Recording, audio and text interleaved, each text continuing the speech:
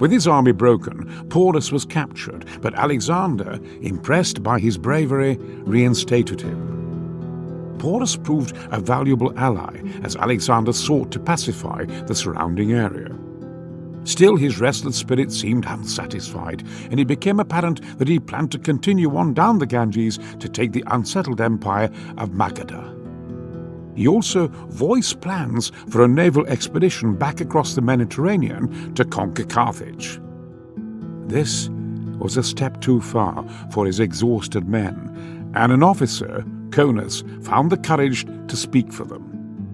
When told that his troops would rather return home than continue with him on his road to personal glory, Alexander stalked back to his tent in a rage.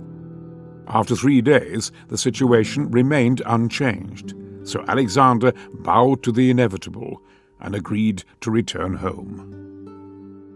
True to character, though, the homeward route which Alexander chose was not straightforward and presented further opportunity for battle and conquest in the Indus Valley.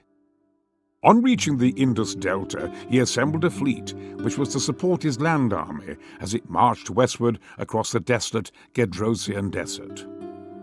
However, the monsoon separated the two forces, and there was great loss of life amongst his men from thirst and heat exhaustion before they reached safety at Susa.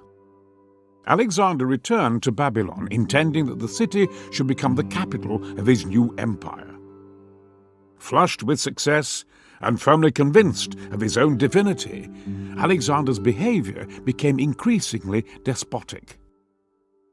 This, coupled with further measures to mix the Persian and Greek troops and cultures, led to unrest, including a full revolt at Opis.